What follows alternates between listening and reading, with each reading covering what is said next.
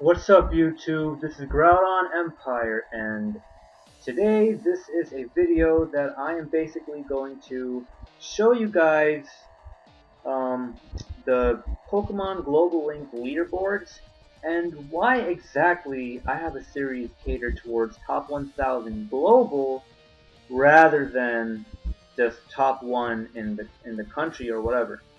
Now, I want to begin by saying that my capture card 3DS is Japanese, so I have to play in the Japanese system. However, I do live in Canada, so I'm technically Canada region, and I'm American nationality, so technically I am American. So I basically want to show you guys. Okay, first of all, I want to show you guys one thing. Right now, we have not picked a region. We have not picked a region, and as you can see, this is actually season 6. So this is the current season that we're doing, alright?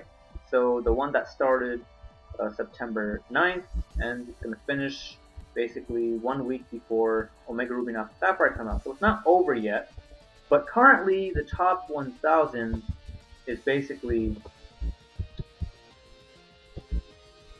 the highest of the high 1883, or if you really want to guarantee yourself, at the moment anyway, 1884. Last week it was 1873, so I'm pretty sure by the time Omega Ruby and Alpha Sapphire, or the maintenance week comes, you need to be over 1900 to really get to where you need to, if you want to be guaranteed top 1000.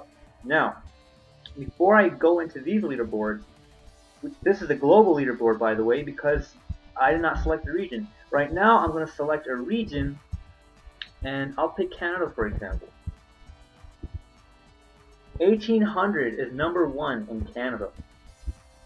Forget about winning and losing. I mean, you can use whatever team you want, and you might find a good team and you finally end up winning, so you might have like a 55% winning ratio, but really the team that you're actually using probably have like a, 70% winning ratio, so we're not going to look at records here. But we're going to see that the top person in Canada is 1800 points only. And they're ranked 2,494 in the world. So some people might celebrate to get number 1 in Canada. But then other people, they'll look at this and be like, what? I'm barely, like, what? 2,000? Like, what? That's what people might be like. Because, like, when you're in the top 1,000, you're basically 999 or higher. You're basically in 3-digit territory. Whether you're 100 or 99, 999, you're in 3-digit territory. And yeah, so that's Canada. Let's look at another country, the United States. Obviously, the number 1 person in the United States and number 2 are both in 2000s. But forget about them. Look at number 3. Number 3 is 1871. They're 1130. Oh, and if you guys haven't, actually, I don't even know. I'm not sure if I'm uploading this after one of my videos or before. But if you guys watched, there's going to be a certain episode I'm going to have. If you guys see that episode and then you look at this, you're basically going to be like, I could have become number 3, but instead I'm not number 3. And my name is not even here anywhere because, again, I'm Japanese region. I will get to that in a second.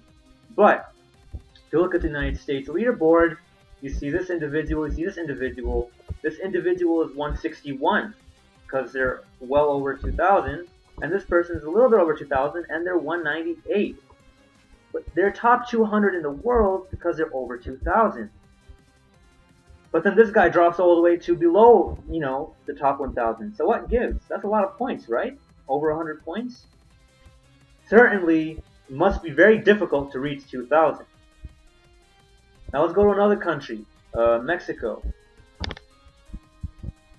You have one person here who has a lot higher points than the other individual that we just that we just saw, number 3 in the United States, 1896.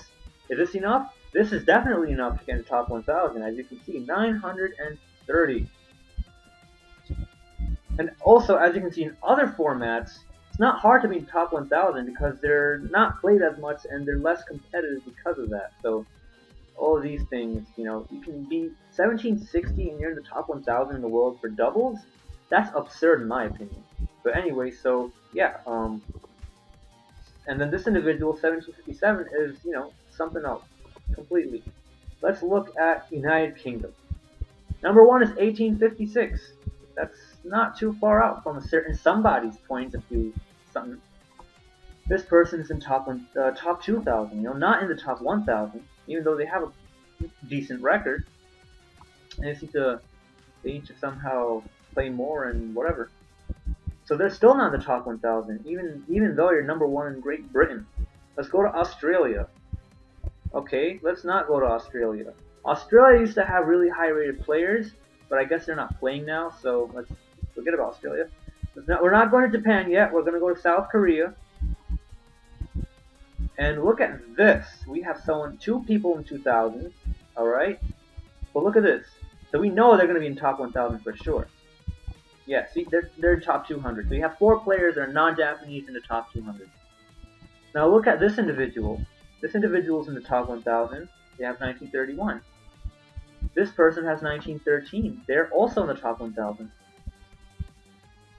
This person is in 1881. They are not top 1,000. So yeah, that's we need to be at 1900. And now finally, let's go to Japan. We are in Japan. Now, number 10 in Japan is number 10 in the world. I'm just going to keep on going, and I want you guys, since you guys aren't doing this yourself, and you probably don't want to do this yourself, I'm doing it for you, so you don't have to worry about anything. That's why you're watching this video, because why top 1,000? What's the big deal with that? You're going to see. You see these points, they're still over 2,000. I'm just going to keep on pressing this button. And as you can recap, there are 2 people in the United States that are in the top 1,000. There are 4 players in Korea that are in the top 1,000. Was it 4 or was it 3? I don't even remember. You had 1 Mexican player who was in the top 1,000. So that's 3 plus 4. That's 7. I think it was that, or maybe it was 4. Maybe it was 2, 3, and 1. Can't recall. I can go back easy. But just look at this. Top 500.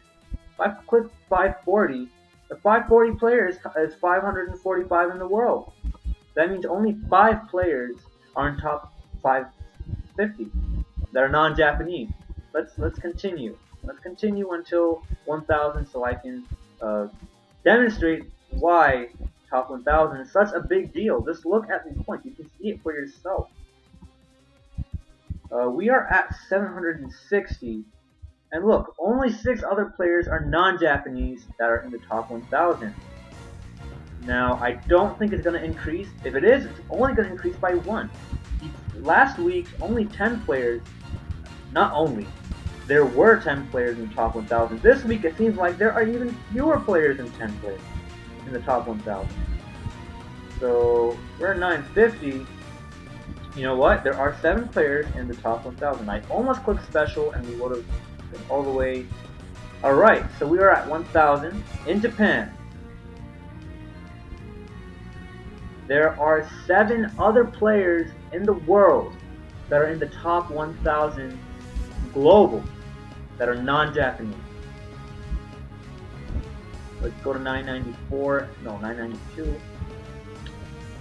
So, as you can see here, the person who is rated 992 in Japan is actually 999 in the world.